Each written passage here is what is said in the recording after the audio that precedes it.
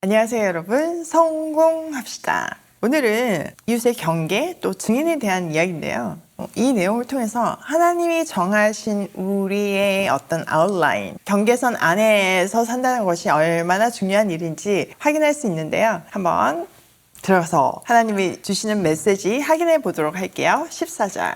당신들은 주 하나님이 당신들에게 유산으로 주어 차지한 땅에서 이미 조상이 그어놓은 당신들 이웃의 경계선을 옮기지 마십시오. 고대 이스라엘에서 가문과 지파의 땅 경계는 하나님이 정하신 거였어요. 그 경계를 보통은 경계석, 돌로 표시를 하죠. 그런데 이것을 몰래 옮기는 행위는 이웃의 땅을 빼앗는 거잖아요. 그러니까 명백한 도둑질이라는 거죠. 게다가 이스라엘의 땅은 그 예사 땅이 아니잖아요. 하나님이 지파별로 나누어 주신 하나님의 유산이었어요. 그러므로 특별한 경우를 제외하고는 일상에서 거래도 못했잖아요. 그런데 이거를 경계를 함부로 속여서 움직인다는 것은 하나님의 뜻을 거역하는 일이었죠. 이 법은요, 속임수를 써가지고 경계선을 슬쩍 옮기는 일은 당연한 거고, 그뿐만 아니라 권력자들이 강제로 가난한 사람의 땅을 빼앗는 것도 포함되어 있는 얘기였어요.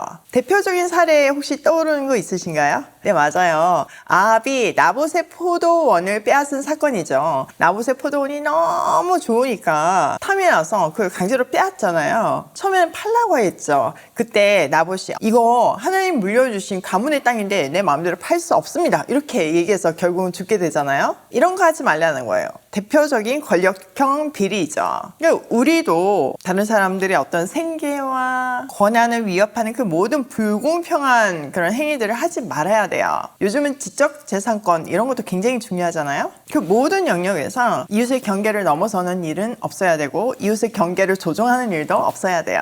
좀 이렇게 확 다가오는 우리가 생활 속에서 지켜야 되는 사례 중에 하나가 반품인 것 같아요. 저는 코스트코 굉장히 잘 애용하는 편인데 요즘 가면 그 카드 검사도 철저히 하고 반품 규정도 좀 까다로워졌더라고요. 원래 미국은 반품이 굉장히 자유로운 나라잖아요. 코스트코가 미국 회사다 보니까 그걸 우리나라에 그대로 적용했는데 이제 너무 상식을 넘어선 비양심적인 반품이 늘어나니까 그렇게 제재를 하기 시작했더라고요. 그러니까 우리가 마켓 같은 데서 뭔가를 살 때도 특히 쿠팡 같은데 반품 쉽게 할 수 있잖아요. 근데 그럴 때도 우리가 한번 반품할 때마다 그 회사들은 손해잖아요. 저희도 그런 식품 회사를 하다 보니까 그거 너무 잘 알거든요. 그래서 저는 진짜 반품을 안 해요. 그게 얼마나 그 회사에 손해가 되는 줄 아니까요. 그러니까 그런 일상에서부터 작은 것부터 이웃의 경계를 넘어서 손해를 입히는 그런 거는 오늘 원리를 딱 적용해서 멈추도록 해요.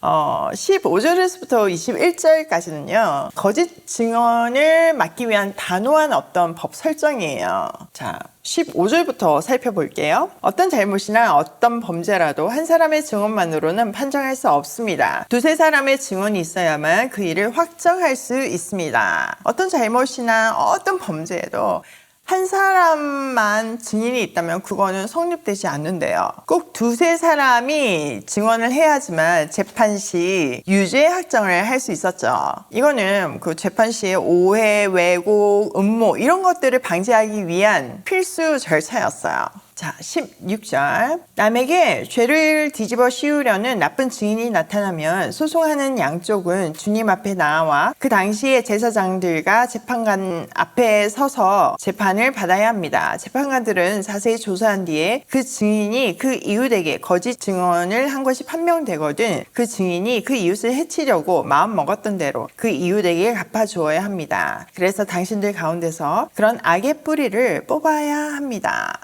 자, 만약에 어떤 증인이 거짓으로 이웃을 해치려고 했다면요, 재판관들이 그 신문을 통해서 밝혀내고 그가 상대에게 해하려 했던 거 있잖아요. 그 벌을 그대로 돌려받게 하래요. 이게 고대의 동형보복의 원리이죠. 이렇게 거짓 증언으로 생길 피해를 똑같이 되돌려주는 거는 거짓말이 가져올 수 있는 심각한 공동체적 어떤 문제들을 미리 방지하는 거죠. 벌금이 높을수록 우리가 더 조심하잖아요. 어쩔 수가 없잖아요. 사람은 재성이 있으니까. 그래서 무거운 죄를 주게 하는 거죠. 이만큼 고의적 거짓말, 고의적 음모로 다른 사람을 함정에 빠뜨리는 행동은 공동체를 무너뜨리는 굉장히 심각한 범죄라는 조심하라는 것으로 경고하고 있는 거죠. 자, 20절. 그러면 남은 사람들이 이 말을 듣고 두려워하여서 이런 악한 일을 하는 사람이 당신들 가운데서 다시는 생기지 않을 것입니다. 당신들은 이런 일에 동정을 베풀어서는 안 됩니다. 목숨에는 목숨으로, 눈에는 눈으로, 이에는 이로, 손에는 손으로, 발에는 발로 갚으십시오. 자, 이 처벌을 확실하게 해서요. 다른 사람들도 이 처벌을 하는 걸 보고 두려워해가지고